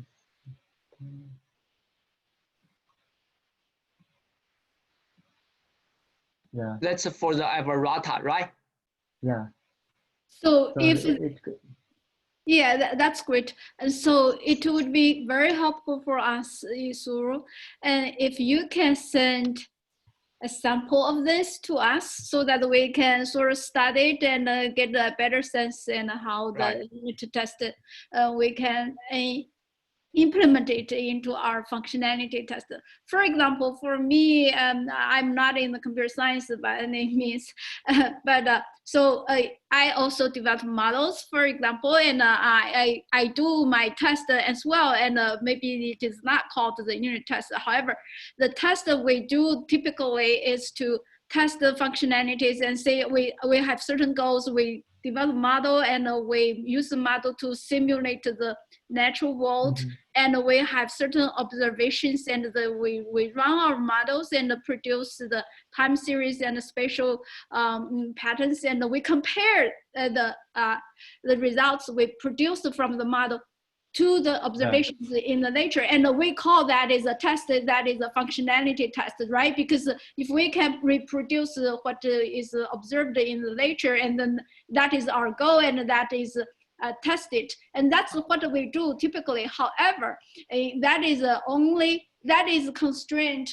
or limited to the observations, and there are many features that are related to our model where you don't have any observations, and obviously the observations and the variables that can be observed are very limited, and so but then we don't know how these other parts are really behaved in the model, and whether the dependencies are correct, and whether they use too much. For example, when I say memory test, leaking memory is one thing, and so maybe it doesn't have any memory leakage. However, it may use too much memory for certain portion of the model, and I want to know that. And so if when we just use our typical test that we call the functionality test, we cannot identify where in our model build up we use too much memory, and where we can use it, and things like that. And so I was hoping that through the unit testing that can help us. But then in order to do that, then maybe there are certain, that's what I call the skeleton. And maybe there are certain standard in the computer science in terms of testing, and you need to incorporate a certain functionalities or functions in that you say, for example, you call certain functions, and then that function will test certain portion of your code, and for how much memory it uses, and whether you have the right dependencies and stuff like that. That's what I was talking about. And so that's why I thought if you can give us a sample example, the code that you wrote to test a certain functionality of your model or whatever you are doing, that will really help us to understand, oh, this is how you do this unit test. Okay, so right, so so you right, so you are talking about like what you need is like the profiling tool. Yes. So basically, you wrote this profiling, this monitoring modules, right? Yeah. So so if you want to make sure that the written code does not contain any memory leakage or something like that. So first, so normally what we are doing is we set up a worst case scenario that we can test through the software, and we do a load test for that, and we are running a separate profiling tool like JProfiler. I think I have shown this at the previous presentation. On also. Friday you showed something similar to this on Friday. Yes. Yeah. So that profiling tool, we can attach this JProfiler to the process running to our software. Then it will analyze all the memory leakages likewise. So we need to run this through more than half an hour. So with the high load, with high traffic to the software, so then it will we can we can check the memory and CPU consumption of the software. So this is So, not in the Jenkins, or this is part of the Jenkins? no, It's this not is in the not. Jenkins. Yeah, this is separate tool called tool for the Java. There's a tool called JProfiler and Java Flight Recorder. Mm-hmm. For different languages, has For different Python, tools. do you know what the similar things in Python like this? Uh, I,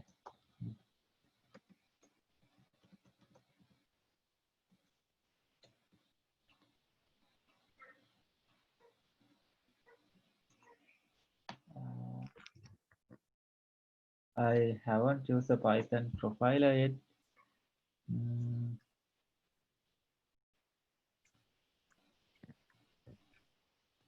Could you help us find the names since you are familiar with this type of tools, and then email us the name for corresponding to the Python? So there are profiles. I think there are some modules for the Python. Okay. Like C profile and profile. Mm-hmm. Using the C profile, we can create program to monitor CPU usage, memory, and those kind of things. Okay. In their documentation, yeah, they mentioned about the C profile. Okay. Thanks. And also, sorry, and can you find a small baby sample that you wrote for doing the unit test code, so that we can learn from what to get some sense what that is? Yeah, the test that I have shown before. Yeah, Is, if you can, if you, so how can we, you showed us the folders where you have a lot of tests and codes there, but how can we access that? Can you send us the link? Yeah, I will send an email with yeah, so just send that link. Yeah, so then we can access that, and then that will be very helpful. Okay, thank you very much. Maybe I can create some PDF, and maybe by end of tomorrow I can send that PDF which contains all the unit integration and Python related. That's great. Yeah, that is great. To profiling tools that you can use. Yeah, definitely. put them Definitely. That's together, great. that will be very helpful. Mm-hmm. Yeah. Okay. Okay, so thanks for inviting me to this session. Okay, thank you very much. Thank you very much. That is very helpful. And so Levi and Isuru, I would really want to thank both of you very much. And I learned a lot. So this 3-day workshop or training for me, you know, it's very useful. Yeah, thank you. Thank you. And Dr. Actually, I'm thinking, like, when you mentioned, like, you are writing models and then you want to test whether the models are correct or not, that can be a testing problem. That can be a research problem to explore, because I think based on what I hear, so sometimes the test oracle can be hard. Yeah, you have to have some existing observed data to compare the result against. Yeah, so that can be a pretty hard problem. So I know, because I really don't, I think different people use the same terminologies for really different things, especially our fields are very different from most of your guys who are in the computer science related fields. And so when we say functionality testing, we meant whether our model is built to do what it's supposed to do. That is a functionality, right? And that's right. That's right. And so I was hoping, but I don't know if I understand this correctly. And so the statistic testing, I was hoping that, for example, we only have certain amount of data for testing, but then there are many scenarios where you don't have the data. And so if you don't run your model through those scenarios, and then you know, you don't know whether your model will break or not. And And so statistical testing, to me, from the wording, means that you could probably generate various scenarios randomly. And so use that randomly generated stuff to stretch, to test your functionality to stretch it. It's sort of like what we always call like the banks in stress test. This is kind of like stress test for our model.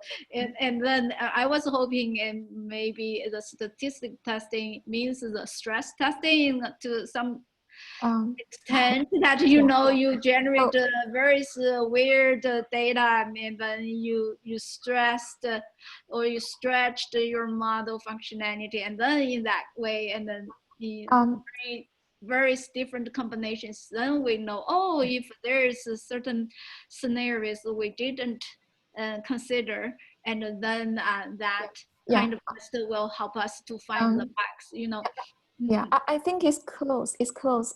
So by statistical testing, it's basically a method, but it is functional testing. It's based on the usage.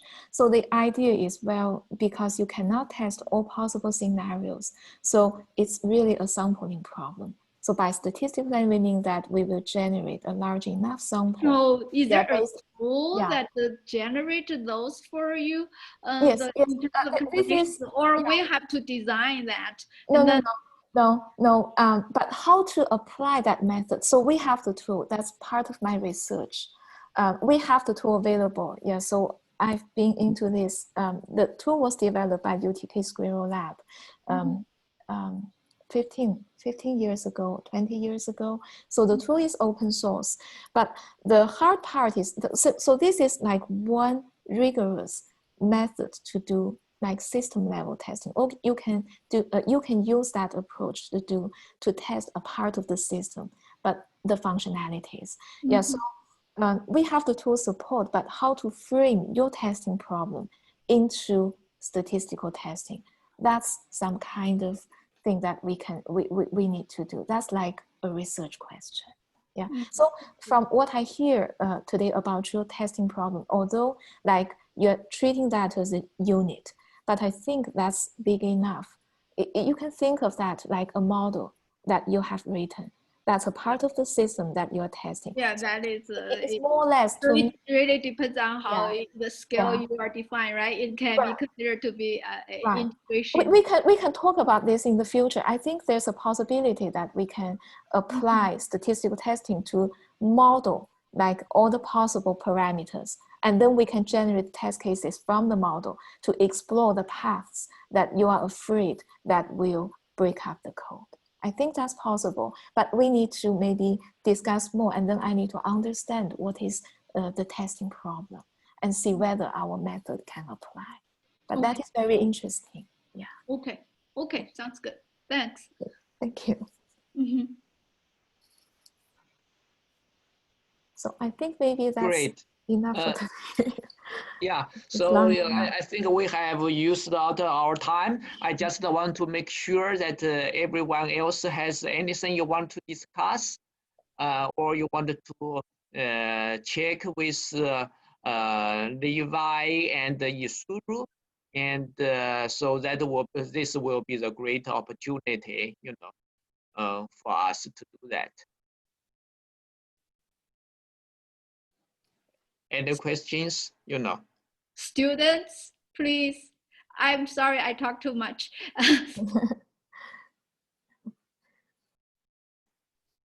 I'm good. Thank you very much for the conference. It was very interesting.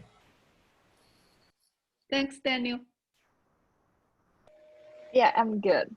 Because I'm not pretty familiar with Jenkins, so but if I met a further question, I will ask Isuru. Sure, sounds great. So now we know we have Levi and Isuru there as our, a question 2 persons, and so that's really good. And students know each other, and feel free to. Feel free to send, I guess, emails to Isuru and Levi with questions you guys have after the seminars. Okay. Okay, so may I, okay, so first I wanted to thank Levi and Isuru again for your great effort, for your great presentations to help us to get familiar with this, the testing, the software engineering tools, things like that.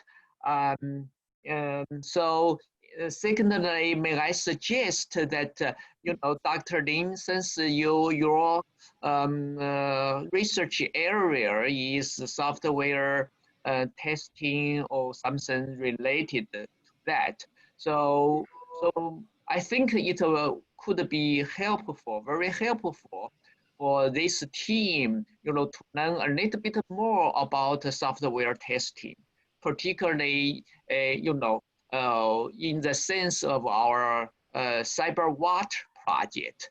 So if you think if you think it's possible, would you like to give us at some later time, at your convenience time, would you like to give us a presentation about the statistical testing that you just mentioned to Xu? Yeah, that one I can give you a presentation on that. But I think that is. So first, you provide some technical background in that, and you said that the tools is available as open source, but the point is not just the tool. The point is right. how to exactly how to formulate how to formulate the, let's say, the cyber water problem as a good problem that the tool can solve. Is that right? Yeah, so basically, in my opinion, if you can provide that kind of a technical background to all of us, and particularly to Xu's team in Pittsburgh, so they can think of in that kind of language. You see what I'm saying? So they can think of it, think their engineering software testing, what they did in an ad hoc way for now, and think it, but in your more formulated language, statistical testing, and in terms of those languages, those framework, and then they can have a little bit better idea how that problem can be formulated as a more formal, software testing problem, and then your guys can, communicate. Your guys can discuss with each other more effectively. Yeah. I think that's a good idea. Yeah. So I hope to keep this conversation, and then maybe we can. I think before we do a presentation to the whole team, because really, in my opinion, applying a specific rigorous method like statistical testing this is really a research problem instead of like a tool that we can just take, learn, and then apply to the project. Yeah. So so I think this is something I'm interested in down the road, but I think I can maybe first work with a few members of the team individually to pick out one or two problems, and then we'll look at them together. So from my point of view, so then I feel like Yang pointed out, so if you can give us a background presentation on your on the statistical testing you meant, and the tools, the open source you meant, and also the challenge that you mentioned, it's, as you said, it's not that easy, it's not just a plugin. And so if you can point out what exactly the challenge from your perspective are, and then we can think about that, and from our perspectives, and then we can establish that dialogue. And then it has to be back and forth a few times before we are on the same page, and then that will things forward. Yeah. Okay. Yeah. Well, I can introduce this testing method too. Exactly. You know, now it's just the introduction. It's I understand that definitely we are not going to talk about the research issues in your presentation because that's just to give us some technical background. Yeah, that's no problem. That's no problem. I can talk about that. Great. We're on the same page now. That's great.